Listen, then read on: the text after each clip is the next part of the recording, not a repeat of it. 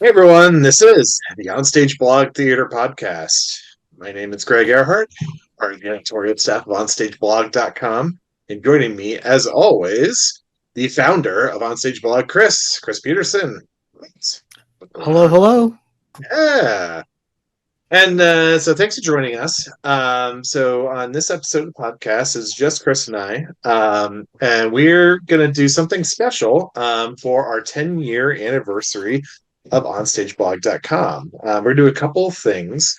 One is we're going to go over sort of like, we're going to do a little bit of reminiscing, but also sort of a recap of sort of some of the biggest theater stories that we in some ways broke and in other ways amplified, that really kind of got our name out there and we got renowned, got recognition for. It'll be sort of helpful to sort of run down the list because some of the stuff is still going on today. um and then after that we're gonna go through we're going to see the positive and the negative, and we thought it'd be fun since we rarely address this in print or on screen. Go through some of the biggest complaints that people say about OnStage Blog, and we're gonna answer them right here on this video, on this episode, I should say. So before we get to all of that, first, just a little bit of programming announcement. So um, if you've been watching and or listening to our episodes this year, first of all, thank you for supporting us. Rachel Wagner has been on every episode so far, and she's on this episode. And we've made the decision, the three of us, me, Chris, and Rachel, that we're going to do separate episodes for the time being. So Rachel's going to host her own theater podcast, and it will run the gamut of topics, ranging from sort of theater critic discussion to some rankings episodes to talking about some of our favorite Broadway musicals. And Chris and I are going to do our own podcast, really focusing on the types of content that our readers love from us the most, and that's talking about hard hitting issues hitting theater. So as far as exact frequency, again, I wouldn't expect. I think we'll probably do. Chris and I will do one or two episodes a month, and Rachel will probably do two, maybe three episodes a month. It'll all be in the same feed, the Onstage Blog Theater podcast, that you can find on all the podcast networks. On YouTube, we'll create a separate playlist on there that will just have, for Rachel. That'll be Rachel's Theater podcast, and ours, Chris and I's podcast, will stay right on the Onstage Blog Theater podcast playlist. So that's the way we go forward for probably at least the next 2 months. And so now that we have that out of the way, let's get right to it. So, Chris, first of all, congratulations on 10 years of OnStage Blog. Just Thank you. real quick, just like, can you believe, honestly, it's been 10 years? So did you think you'd be here 10 years from now when you first, created the blog talking about, community theater in Connecticut? Absolutely. No, no, absolutely not, actually. And uh, what's weird about the timing of the blog turning 10 years old is my son just turned 10 years old. And so it's one of those things where I remember, because I was home a lot when he was born, getting bored and saying, you know what, before I did this blog, I did another blog, and I was like, I like blogging, so maybe I should just start talking about community theater, and that's how it got launched. And here we are, 10 years later. It's crazy. It feels like a blink of the eye. But then when you break it down, you start thinking about all the things that have happened and all the things that we've done. It's felt it like 10 years. So I'm immensely proud that we've made it this far. Well, I'll say, for those who don't know, Chris, you and I have been friends for about 30 years now at this point, going back to Yeah. sixth grade. Hmm. So obviously, I was around, when Onstage Blog started. I was not really part of the team at that point. But as a close friend and a cheerleader, I will tell you, I never thought you would get to 10 years of Onstage Blog. Let me put I it this thought you way. were. I'll be honest. I thought you were. I mean, I didn't think you were nuts for doing it. I just never saw a blog about community theater getting to this level the way we did. And just for those who don't know, Chris, just talk about some of the levels OnStage Blog has reached compared to some of the other websites. Oh That my obviously god. we're friendly with, Broadway World, Theater Mania, all that. Go ahead. Yeah, no, I mean, if you especially were a reader from the early days, I used to share. Looking back, I'm horrified that I did this, but I used to share metrics of like, look how much attention we're getting as opposed to the other sites. And what was astonishing was this blog was getting just as much social media engagement, likes, comments, clicks as these major theater websites, Broadway World, Playbill, Broadway.com, Theater Mania. And uh, I couldn't believe that that was happening. And then I started realizing that it was because we were doing something that was completely different that no other site was doing at that point. That now um, it's kind of come full circle for us because we started to see, because we got so big, so fast, and so popular, you started to see imitators. You started to see other sites come up. And now those sites, because typically with blogs and sites, they fall off. Those have all fallen off, and we're back to almost square one again, being the only site that's doing what we're doing again. So it's interesting to see what happens in those 10 years. And by the way, if Greg, who's known me for 30 plus years, knows Chris Peterson doesn't do anything for 10 years. Like any hobby, passion. I said I was going to finish the Star Wars canon universe a billion times by now, and I still haven't finished. I still haven't gotten past season 2 of the Clone Wars. So the fact that I've stayed committed to this for 10 years is an achievement by itself. Well, yeah, don't worry, Chris. I'm going to do a challenge to read every single article OnStage blog has ever written over the There you next go. 8 months. That's going to be my challenge. Very similar to your. I'm going to watch every single minute of every single Star Wars show that's ever been It's a journey. It's a journey. together. No, and I will say again, I've been sort of part of the OnStage blog for the last several years, but I can still say congratulations to you, Chris, on 10 years. Um, I again, if you told me you were going to be on MSNBC as a as a contributor to someone being interviewed for expertise, I would have said, "Yeah, keep dreaming," and all that. But you've done awesome. You stepped up to the plate. You've really rose to the challenge of really speaking truth to power, truth to to theater power, as you've done time and time again. We'll get to some examples in a little bit, but it's really been incredible. What Yeah. you know just a And blogger such as you are, has been able to do for the theater industry. thank you. And I would say this even if the cameras are off, Greg, but I mean, yes, I've been doing this for 10 years, but I think you've been with the blog for 8.5 of those. I think it was not long into the journey before I said, Right. hey, I need some help. Do you want to come on this? And I'm not going to say you enthusiastically said, yes, of course, this is going to be the best thing ever. It definitely took some selling, but I was skeptical. Oh, yes. I was skeptical. I mean, I did it as sort of a favor, honestly. I was like, oh yeah. yeah, sure, I'll do it. But in all seriousness, no, the blog would not be what it is today without your contributions, your organization, your promotion skills, your advertising marketing skills. Yeah, not anywhere close to what we've been. So I Thank you. whatever I owe, whatever success we've had is 50% yours as well. So Well, I appreciate that. All right. So let's get enough of the we've done this enough. yes, enough of the yes the pats on the For the back. audio folks, we're patting ourselves on the back, as we'll do throughout this. But so let's get to it. I know this episode is titled about us addressing our biggest complaints. We're going to save that towards the end. Let's get to again some of the biggest sort of success stories of OnStage Blog over the last 10 years. Let's keep it to five to kind of keep this tidy. But I left this up to you, Chris, to sort of come up with your list. And I'm going to hear it.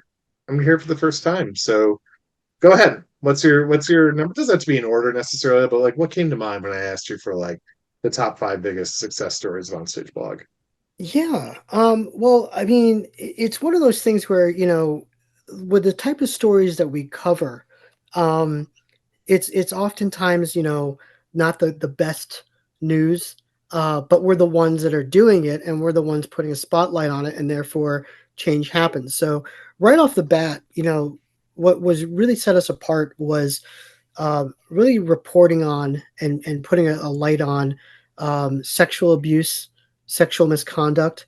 We were doing it really 2 years before the whole Me Too situation Mm, came out. And it all started with James Barber. And for those longtime readers, um, we were in the early days. I would say probably the first. Yeah, it's almost like the almost first year. We were strictly just doing community theater stuff. We weren't really touching on Broadway or national topics. And then in February of 27 or 2015, it was announced that James was going to be the new Phantom on Broadway, and this is less than a decade after he'd been convicted of sexual misconduct with a minor. And so we wrote an article basically saying this is terrible, and this is why you should boycott the Phantom of the Opera. And that article blew up in ways that I've at that point had never seen an article blow up before. I mean, you're talking about Yeah. hundreds of views per minute. It got retweeted. It got linked to in major publications, and it put a spotlight on us as a blog of saying like, who does this blog think they are calling for a boycott? Um, but we were, and I felt very strongly about that. And then that only triggered me to do more investigation into the whole James Barber case. And now, when you Google his name, the first things that you will see come up is the stuff that we wrote about him and the stuff that we reported on, the details of the story. And what that did was then trigger us being kind of a reputation of being a site that would be willing to post those things, because no other theater site, and this is not a slam on Broadway World or Playbill or Broadway.com, but they were never going to be those types of sites to do that. They were going to be just promotional sites and things like that. So other than going to major news outlets, no one could really go someplace to report on these things. And they started coming to us, which was awesome. And then within a year of that happening, um, we got another story that came to us that was actually much bigger, because this was a situation that we were going to be the ones to break it. Actually, it was not previously known, but it had involved Ben Vereen, the theater Right. icon. Right. You Right. know, and this was a situation where I had two separate victims who were literally like unconnected with each other, that had been sexually abused by Ben Vereen and his son um, during the same production. Um, Came with, I wouldn't say the most concrete evidence, but enough to be like, these allegations are serious. And at that point, it was interesting, Greg. It was a decision of that I made at the time with kind of very little like guidance in terms of like, oh my gosh, how to do this. But I basically connected those people with major uh, journalists that worked for major publications, and that was my first hint of seeing how certain publications would want stories like that, and others that didn't, because of various different reasons. Yeah. So, I don't know if I've ever said this publicly. So, I'm, breaking news here. We were this close to breaking it in the New York Times. The draft had been written. I had seen the draft.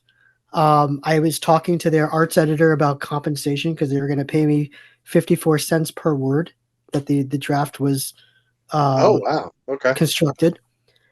And then all of a sudden, the story goes away, gets Hmm. canceled. No explanation whatsoever of I got, we're just not going to run it. Okay. So I went to the New York Daily News, um, went to a journalist that had previously reported a sexual abuse case with another entertainment situation. I can't remember which one. They were very hungry to talk to these young women, handed them over, connected everybody, handed over all my notes. Within 2 weeks, the story's published and the whole thing blows up. And so, I'm so glad that that story got posted, because it permanently impacted Ben Vereen's career. You have not seen him really Oh, since. no, we haven't. Um, I've been threatened with lawsuits from his lawyer on two separate occasions. Um, but he admitted to what he did, um, in very stupid, silly terms. Like, he said it was all about spiritual love and misconstrued and blah, but whatever. But that only furthered our reputation. And since then, I've been very proud that um, when sadly victims of not only sexual abuse and misconduct, but any type of misconduct or abuse, um, think that they can come to OnStage Blog, think that they can come to us, and um, that we will take their allegations seriously. And if we can't publish them for various reasons, I will always do the due diligence and trying to connect them with other journalists from other publications that can. So yeah, that's something that I'm very, very proud of as an achievement and success. Yeah, and we should remind the audience that if you do have something to share or something you want to look into, email us onstageblog@gmail.com. Just what you said. We get a fair number of tips, on a weekly, monthly basis. We look into as many as we can, just like what you said. Again, some of it we publish, some of it we can't, verify, or and just what you said, we hand over, to some other people, who can. But we appreciate any tips and stories, if you want to share. Obviously, has to be have enough to it, right, that we can look into. Can't just be baseless allegations, and stuff. So yeah, no, that's great, and I agree. It's a huge success story. What do you have next? Well, I think one of the biggest theater stories of the past 10 years is the downfall of Scott Rudin. And kind of how we contributed to that in a way. And you You should know, totally take credit for it. yeah, I I mean, um, look, I mean, we all, Scott Rudin, for those of you who don't know, because now I can actually say that. For those of you who really don't know who Scott Rudin is, because there are people coming up from high school and college theater that thankfully don't have to hear this name that much. I mean, you're talking about a theater super producer, the likes that have only maybe come around a handful of times in the 20th century. I mean, you're talking about David Merrick, Cameron McIntosh, Scott Rudin. yeah. Um, and interestingly enough, all three of those people are just known as being, monstrous people. But Scott Rudin was on a different level because he took, and yes, I'm gonna talk about him in the past tense because he's not nearly the person that he once was, Scotty. Um, but he would use fear tactics. He would do dirty tricks with the press. He would do manipulation with Tony voters to get his way. Um, there were like Cameron McIntosh and David Merrick did silly, stupid things, but they never used fear. They never tried to intimidate people. They never, to my knowledge, were never bullies to their own staff, and things like that. So these were all things that we knew that Scott Rudin was, and thankfully, um, a couple years ago, I think it was like 2021, before COVID, um, he got his downfall. There was fantastic reporting by Hollywood Reporter and Variety that were kind of an expose into his abusive behavior. But before we got to that point, we had at OnStage Blog put ourselves in the Scott Rudin crosshairs because he I love the tried story. to use. Um, so, for those who don't know, he produced the To Kill a Mockingbird um, revival on Broadway, and it was a new version with a new script that was written by Aaron Sorkin. Now, the interesting about To Kill a Mockingbird, there's already a stage adaptation of that novel that's been famously played for decades. Right. Well, this was a new version. And what Scott Rudin did, which is in hindsight just the silliest, stupid thing that you'd ever try to do, was he tried to ban schools, community theaters, anybody else from performing the old text. He only wanted the new text performed. And he went to a length so far that he purchased the name rights of the book from the Harper Lee estate.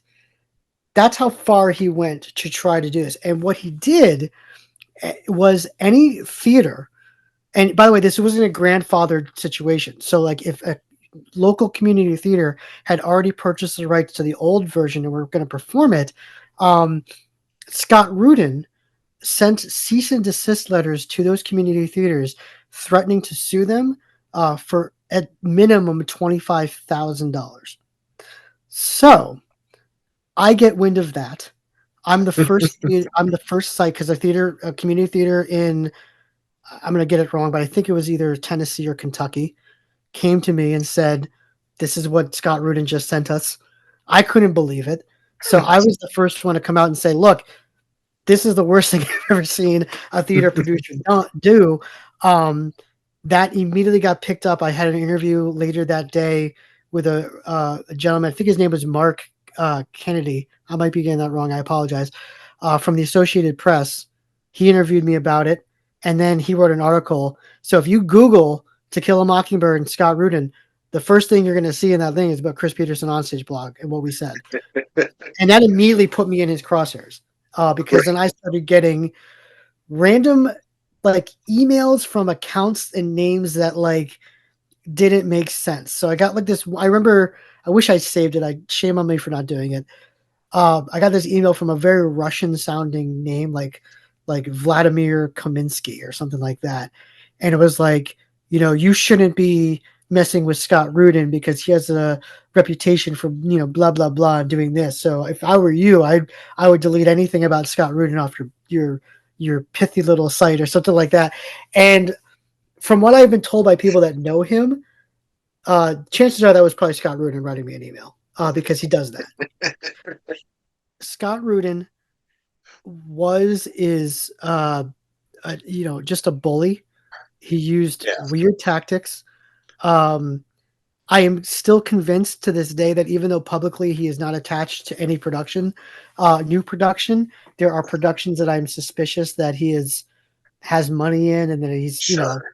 Yeah, all that stuff. So, but he doesn't. The good thing is he does not have the stranglehold that he once did on the Broadway industry, and we're better for it. So right. And nothing delights me more.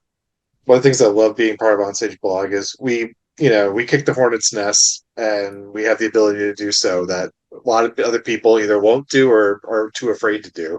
And what, for people in power, Scott Rudin, yeah, you know what, is there to get kick the shins, sometimes, and look, if it doesn't hold up to scrutiny, what are you so afraid of, yeah, and that's what they deserve, because they do have a lot of power, over yeah. Broadway, all the things that we love to enjoy, and accountability. That's the name of the game. That's why we do what we do. All right, next one. What do you got? Next one. So we wrote an article a couple years ago. We discovered that there were all white productions of Hairspray occurring not only here in the United States but internationally as well. And I've been getting sent pictures from productions in Ireland with all white casts of Hairspray. I got sent pictures horrifically of casts in Texas where the black characters were white people in blackface. And by the way, just Google all white production of Hairspray and you can see all these pictures because they're all out there.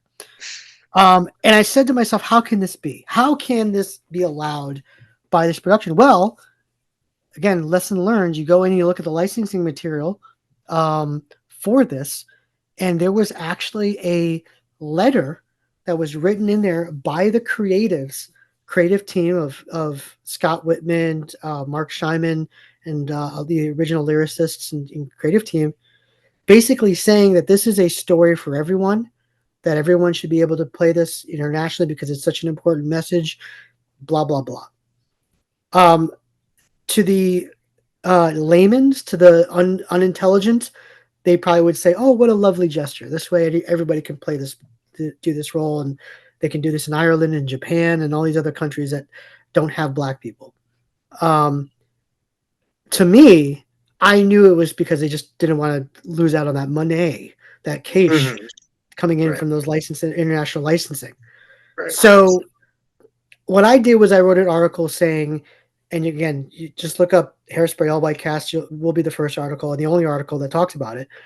But it's like, yes, you can do an all white production of Hairspray, and I basically laid out like this is true. Like you can do this. It's terrible. You shouldn't be able to do this. I did this right after, obviously, the Black Lives Matter, rose up, and that was on everybody's mind.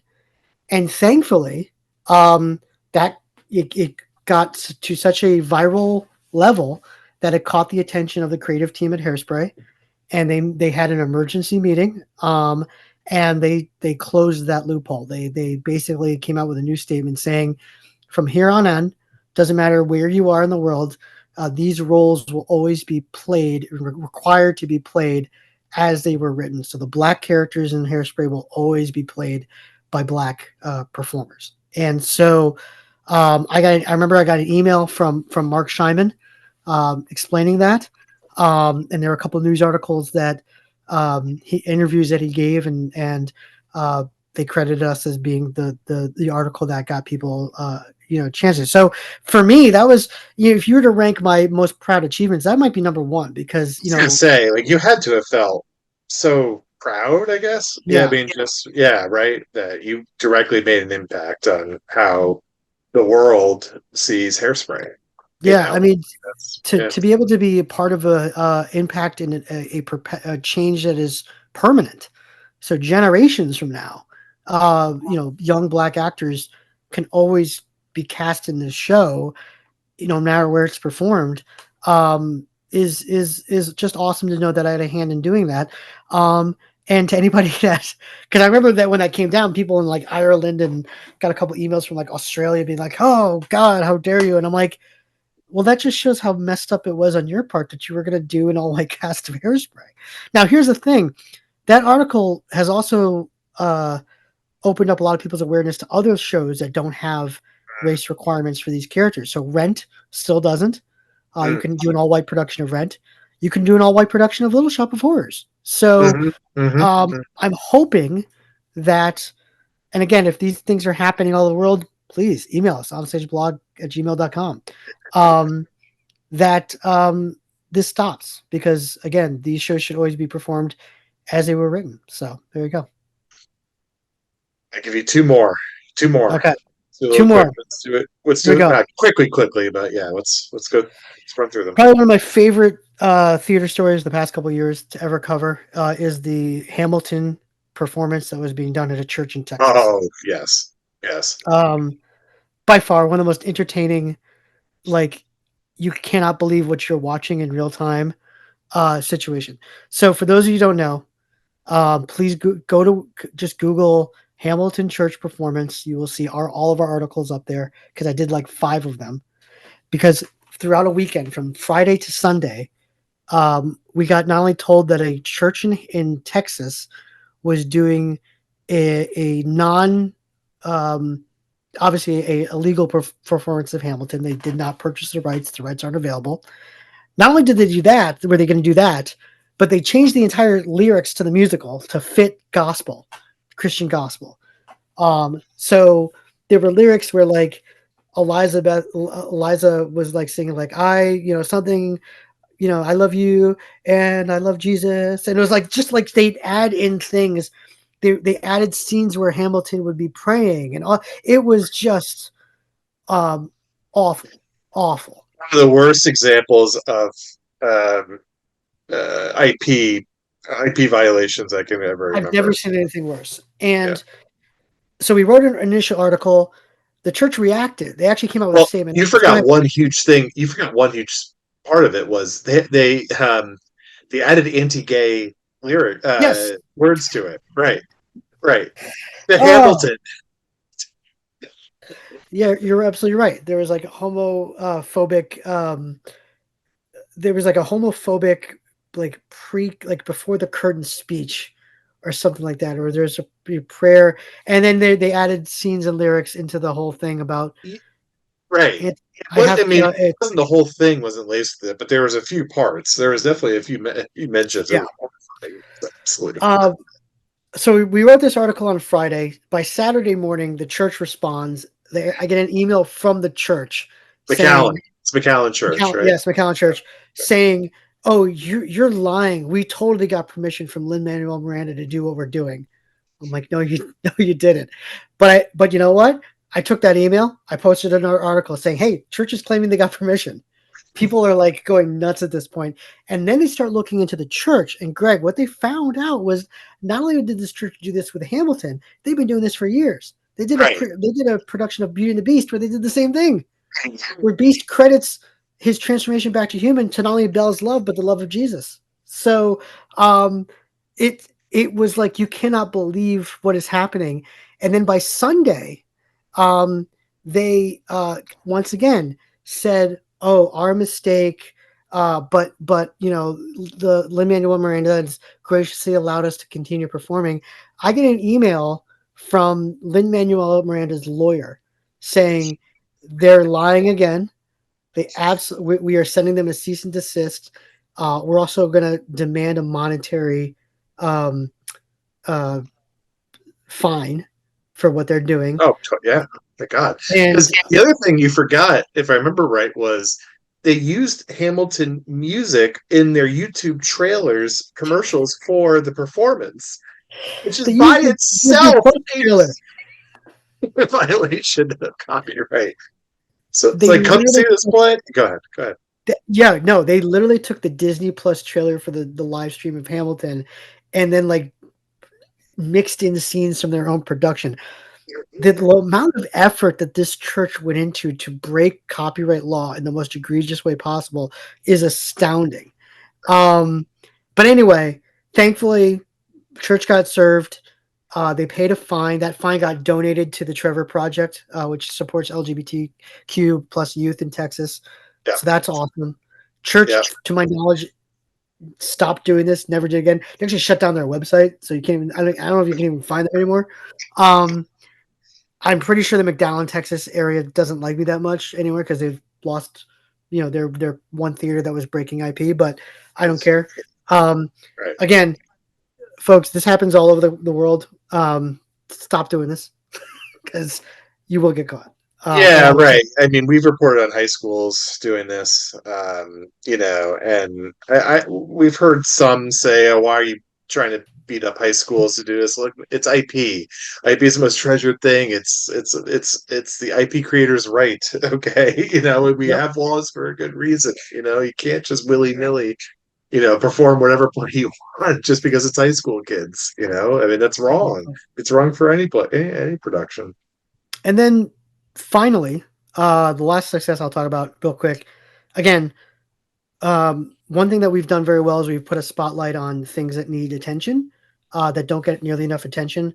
And over the years, especially in the early years, we were known for highlighting small colleges that were doing some really great things in theater that don't get mentioned alongside the Carnegie Mellons and the NYU's of the world. But bringing attention to great programs, especially in the Midwest, small colleges that were doing some great things, and then also community theaters. I mean, that's how we got our start. We got started our start by highlighting community theater in Fairfield County, Connecticut, and then we just grew from there. But um, again, community theater is so important to the theater ecosystem, and it doesn't get nearly the attention that it deserves. So I've been really proud about that. And on the flip side, when colleges are behaving badly and when community theaters are behaving badly, we shine the same spotlight. So we treat them with the same level of scrutinization that we would a professional theater organization. So yeah, I've been really proud about just bringing light to the stuff that doesn't get nearly talked about enough when it comes to these colleges and theaters. Yeah, it's a lot to accomplish in 10 years, in my opinion, plus many other stories we didn't get to. And for the sake of, not having this podcast run 3 hours, we're going to stop it at 5. Plus, we want to get to the complaints, 'cause that's everyone loves good complaints. And again, as I said before, we've never really publicly addressed most of these complaints, maybe all of these. So what I've done is I've gone through our inbox, going back years. I've gone through social media comments. I've gone through Reddit, and I've sort of compiled. Obviously, I didn't put every single one into categories, but I sort of eyeballed, sort of like, what are the top complaints people have about OnStage blog?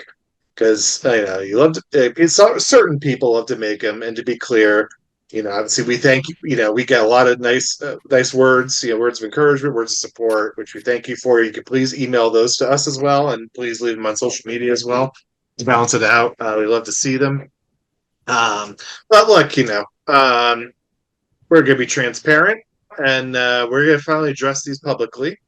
And so I've made a list, Chris. You're hearing these for the first time. Um, and this is sort of my summation. Now, maybe the actuals, maybe there's something I'm missing, or maybe some other. But I think I got about six top complaints people have about OnStage blog throughout the Okay. 10 stuff. Um, I won't say again, this isn't in any particular order, but I do want to start with this one because this is the most common one I hear in person, actually, amongst friends, colleagues who know what I do for OnStage blog. OnStage blog is too woke and too race focused. What I hear from some people around me is, why is Chris always talking about race? Why is he always going to make it about race? Why does why do we have to have racially appropriate casting in all these shows? It's just too much. It's too much. He's always talking about it. Chris, you have the floor. What do you say about those complaints? Well, I mean, I'd always like to know who is asking and what's their background. That's I usually sometimes will start with that because, I'll be honest with you, if it's a white person that probably has never thought about those issues before, like, yeah, guess what? These things are out there. Um, let me start by saying this. One thing that I've been very proud about myself, and I'll pat myself on the back about this again, is that when you look at the owners and operators of all the major theater sites across the landscape, I am really the only one that is a person of color. They're all owned and operated by white men, pretty much. There's a couple editors in chief, and thankfully, Playbill has a fellow Asian editor in chief finally, but for the longest time, I was the only one. And so when you've got someone like myself who's conscious of those issues and no one other site is going to talk about them, guess what? I'm going to fill that void. And I'm glad we did because again, like, yes, it's not everybody's cup of tea. I understand that people, are expecting a theater site to only talk about shows, your top 10 shows to watch or listen to when you're sad and all what should I audition with? But again, that wouldn't make us interesting. That wouldn't make us stick out, and it wouldn't help anybody because again, no one's really talk about that. So yeah, that's what I usually. That's what I've said to people in the past, and what I keep saying to people when I keep getting that. Let's go to the next one, number two, which is this does come up a bit that we're not woke enough. Um, I've even seen, I think specifically, I've seen some comments that we don't talk about ableism enough on the blog, and even more generally that we're way too left wing. I'm sorry, not left wing enough. I'm saying we should be even more talking about woke is some sort of woke a pejorative, but just again talking about even more issues about race, sex, gender, ableism. Chris, what do you say about that? You know, this is something that is very sensitive to me because you want to be everything to everybody and you want to try to be a beacon for whatever marginalized person is out there. um but there's a lot of times you can't be, especially when you get into things like ableism.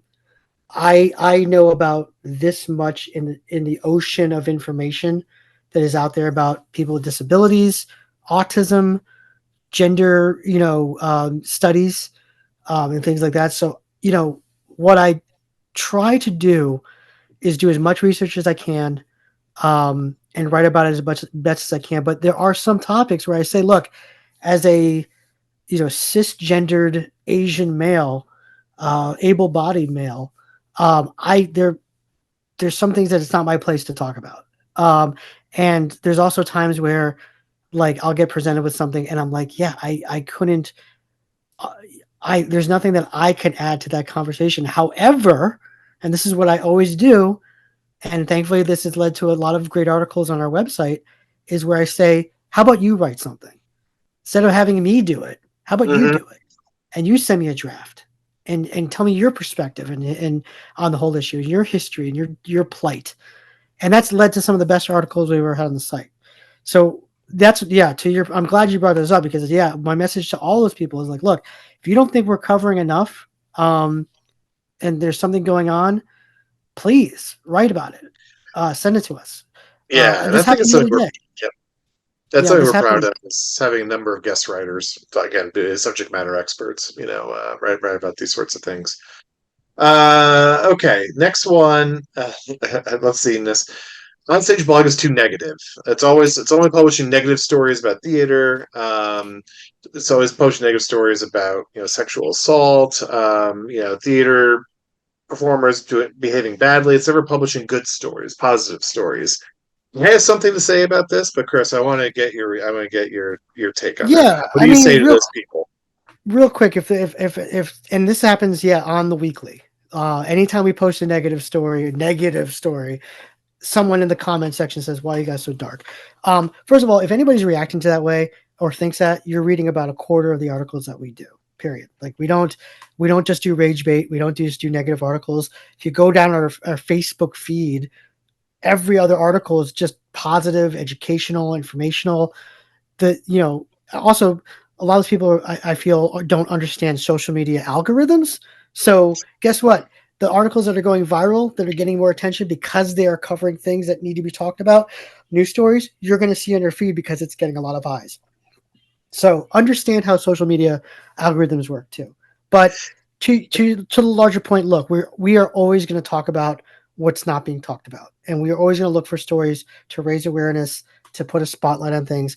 And yes, a lot of times it's not going to be the prettiest story. It's not going to be the best story. It's going to be crimes. It's going to be misconduct. It's going to be just the worst things that can happen. But it's going to educate people in knowing that this stuff is happening in the theater and they should look out for it. So that's why we do what we do.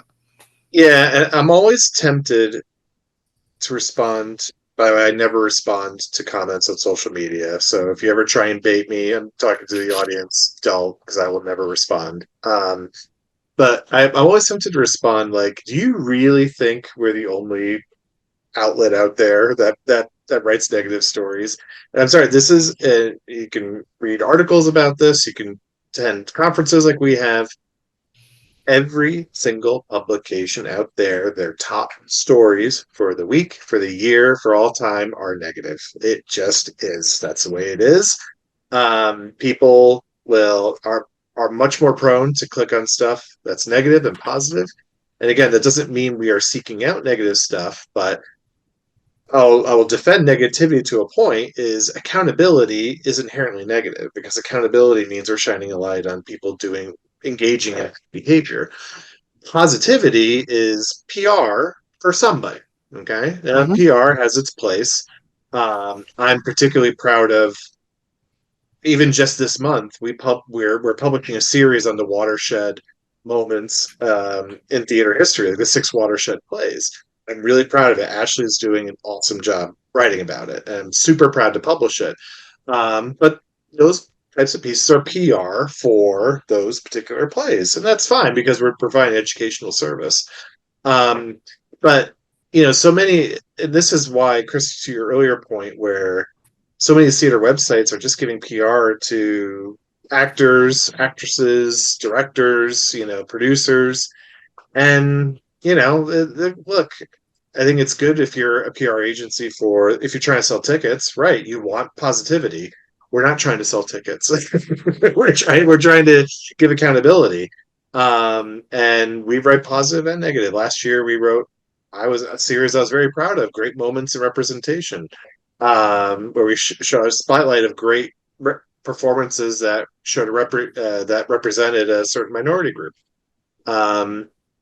Those stories, they did okay. They didn't do as well as some of the things we just talked about, negative stories that shine the light. So, and that's true for everybody. That's not just true for us. That's true for everybody. Go to the New York Times, see what their best stories, see what their most Yeah. looked up stories are. So yeah, sorry, your complaint is true for every single publication out there in any industry. Um, let's go to the next one. OnStage blog is too sensational. I've seen comments like, we tease big stores that never pan out. We have hyped up headlines. Chris, what do you say about that? Welcome to publishing. Welcome to journalism. No, yeah, I think of all the comments and criticisms, that's probably the closest to being the fairest criticism of us is that, yeah, look, let me ask, I'll be honest with you. There are times where I'm thinking up a headline or I'm thinking up a story, thinking I need to get a lot of eyes on this. So I'm going to write a juicy headline, or I'm going to write a juicy tagline, or I'm going to base this article around framing it this way so that a lot of people read it, and things like that. The line that I'm drawing is where I'm trying to sell something, or the article falls apart. It just becomes this like, gotcha. Like, I know, I know that you thought you were going to get this, but it's actually a promotion for an upcoming show that is coming out, like some other sites do. Um, we don't do that. Now, I will say I am not a master of social media, so when I think something is big and a big story, and I hype it up, saying, "Hey, Monday morning we got a big story coming out that I think is really deserving a lot of eyes because I think it's going to change a lot of opinions or I think it's going to impact the industry." I'm genuine in that belief. I'm not faking that. I'm saying like, look, I think this is going to be a deal. And last year we got into a little bit of trouble for that. I knew it from going back to James Barber. New information had come out about that case that had been recently discovered, and no one had ever seen this information before. And I basically wrote an entire article about it. It was basically where he had admitted to what he had done, um, and had admitted that it had happened before to other people. So that we'd always heard rumors that there were other victims, but there was never ever confirmation. He confirmed it in that interview. Now, I the night before I published this article, I said, "Hey, tomorrow, big article coming out. It's going to impact the industry," and I did not expect or imagine that the theater, and really it was Twitter. I'm not gonna drag the Facebook and Instagram communities in this. It was Twitter. Thought that I was gonna come out with this new expose from someone that we've never heard about, or was gonna like our show was gonna close, or some outrageous scandal. And when it turned out to be what James Burr was, which by the way, again, when you look at it by itself, is a horrific breaking news story, people were like, "Oh, what's the big deal?" And then they threw backlash at us because we had teased this story the wrong way. And to the point, I can understand where they're coming from, but it's not, I can't control how people, you know, interpret, a tease or a preview or something like that. But Right. it definitely taught me a lesson of like, okay, maybe next time when you're trying to tease or promote an article that's coming up or publishing, include a little bit more detail. Don't Yeah. let people's imaginations go 0 to 60 in 3 seconds, because then when it doesn't turn out to be what it is, what they thought it was going to be, it's somehow our fault and we're the bad guy. Right. Yeah, I agree. We learn from that. Yeah, I agree with that. And obviously, we're always learning. We're human. We're always learning. To your earlier point about like this is publication, I just want to add to that. Like again, picture anybody to the audience. You scroll through your social media feed, you scroll through Twitter, even scroll through headlines. It's a headline has your attention for about maybe a second, if that, right? So it has to, and usually it grabs your attention. Maybe the image above does, but it's just in today's world where whether it's email, and this applies to everybody. You're getting, hundreds of emails a day. You're getting, you're scrolling through feeds, just like you're seeing one headline after the other. Something's got to get your attention. It's going to be the image. It might be just an OnStage blog or whoever the publication is, or it might be the headline, So that's Yeah. just sort of the name of the game there. Do try and And want to again, catch your attention so that you can read the article and be informed, or or join us in holding whoever we're talking about accountable. the people that say like, "Oh, Chris is just writing about this stuff because he wants people to read it," you're a moron. Yes, that's the whole intent of why I'm writing the article, is I want people to read it. That's why anybody writes articles, is because they want you to read them. So No, that's Chris, stupid. Playbill doesn't care if people don't read their Playboy articles. They don't doesn't want care. anybody to read their articles. Yeah, yeah. Come on, Chris. Oh, Theater Mania doesn't care. They're just doing there it are for the love of there are writing. some actual theater sites out there that I'm like, do you want anybody to read this crap, or are you guys just writing? So yeah, there you go. All right, I get a couple more. This one I consider a little weird, but this was a theme, for certain comments. Doesn't cover Broadway enough. Onstage Blog doesn't cover Broadway enough. Yeah. I saw this particularly on Reddit. But Chris, go ahead. Let's see you. And I'm glad you saw this on Reddit, because I saw it on Twitter and someone said they were criticizing our theater blog by saying like, "Oh yeah, onstage blog, it's so important what is happening in Australia that I need to know about it," and blah blah blah. Here's the thing, and again, this is where I love the non-committed, non-loyal onstage blog readers are morons, um, because like Theater Mania, Broadway World, Broadway.com, Playbill, they do a great job of covering Broadway. You don't need another site to do that. Also, my ambition for this site and my goals is not to be the most popular and most well-known blog, even though we are, on Broadway, even though we are. I want to be the most known theater blog in the entire world, which we are. So um, that's always been my goal. Last I checked, James Barber and Scott Rudin were part of Broadway. So like, I Right. just don't know where this is. Right. Like, Well, yeah, we're gonna talk about other things, but we're very on top of, and we sorry made that I'm plenty not of enemies. covering We made plenty of 41 enemies on theaters Broadway. across 12 blocks in New York City. I apologize. I devote like only because that's so interesting to just do that all the time. Between all the major Broadway sites and then also, oh, I don't know, like the New York Times and other local news publications in the biggest city in the world, I apologize that we're not covering Broadway 24/7. But I think you're okay. I think those haters are okay. They're not lacking content. Yeah.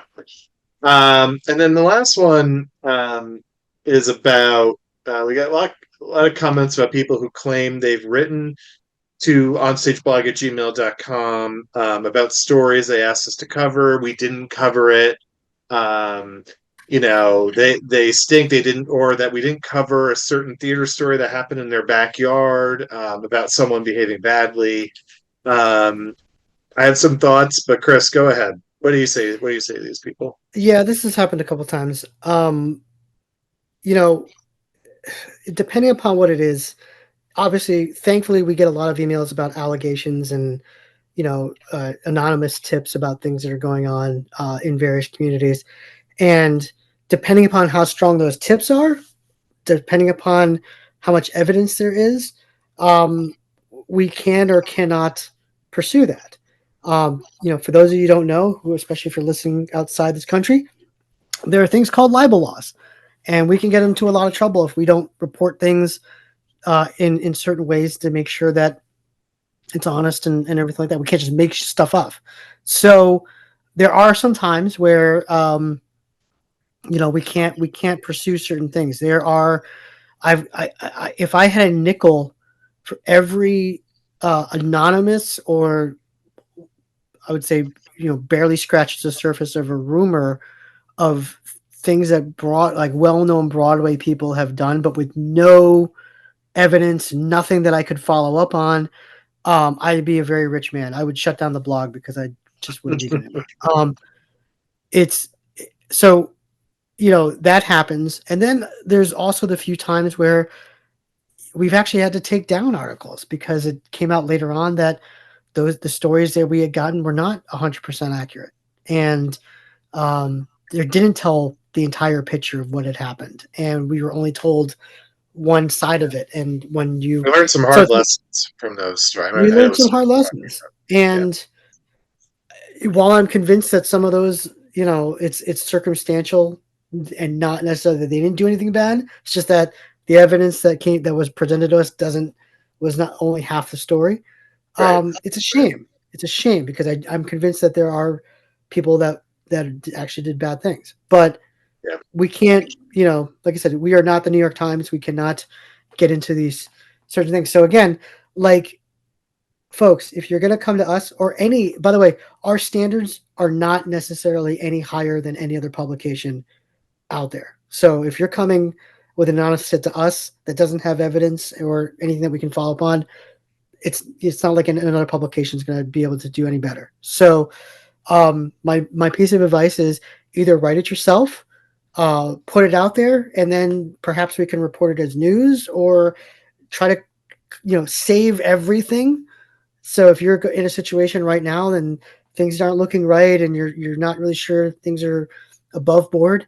Any text message, email, receipt, save it because it's going to be Yeah. incredibly valuable, down the road. Yeah. Yeah. So I think the way I'll wrap this up is look, doing the type of writing that we do, um, people complain about it because that's just the nature of it. We are really thankful for those who have followed us for 10 years, who have supported us, who have shared our stories, who have written us kind words. We appreciate every single one of those. Um, and to those that like to complain, you know what? Feel free. It's a free country. We hope we've Thanks for answered reading. some of these complaints. That's one of the reasons we're doing this, is to address this in a forum like this, so that you can kind of understand where we're coming from, what our thought process is, and hopefully, we can meet somewhere in the middle. And if we can't, well, go on hating us. That's fine. Look, some of the most powerful people in Broadway hate us. I'm okay if Scotty XYGZ2 on X hates us as well. It's really not. Yeah, It's Ben not on real. Twitter. There you go. Right, right. So, either way, again, once again, it's been 10 years. We wouldn't have gotten to this point without you. So thank you. Thank you for all your support, for spreading the word of some of the accountability we're doing through some of the articles we write and the journalism that we do. Just remind, and this effort, what we're doing on podcast form and YouTube form, is relatively new, especially in this current form. So if you haven't already, please subscribe. I think what Chris and I are going to do is going to be more on brand with what OnStage Blog does. We're still working on exactly what these episodes look like going forward, but it's probably going to be, certainly somewhat an expansion of what we write about, and sort of talking about some of the serious theater issues that we currently face, as a country. And again, if you're looking for lighter topics or some more interesting interviews, Rachel Wagner will be doing that as well. Again, it's going to be published in the same podcast feed, with separate playlists on YouTube. Um, that wraps up this episode. Chris, do you have any closing thoughts? No, just everything you just said was perfect, and I can't wait to do this 10 years from now and celebrate 20 years.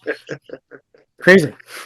Yeah, so we'll see what the next episode brings and exactly when we bring it. Again, if there's a big story, we'll probably cover it. Chris, I know you have Tony thoughts. You have some more Tony thoughts that you've written Oh about. yes. And I think Yep. we're gonna kind of take to an episode of some sort. Might be a shorter episode where we get into either predictions. Again, that's not particularly harder hitting what we just kind of talked about, but like when it's Tony's, Chris wants to weigh in.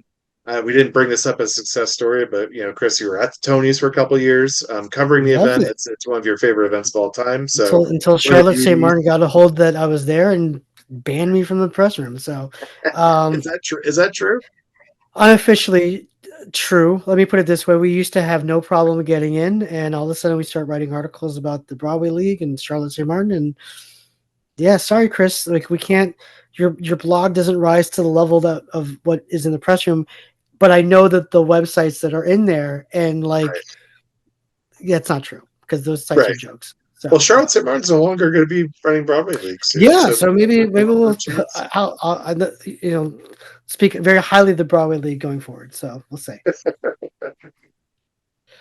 Yeah, But thank hopefully you, they my get friend. This has Cincinnati been fun. Broadway right next year. I'm not going to hold my breath, but Yeah.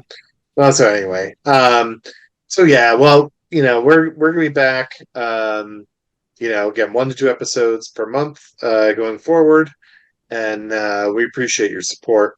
And that's all we've got. That's all we got for this week. Thank you again. Hit subscribe Thank and you. spread the word, and we will see you next time on the Onstage Blog Theater Podcast.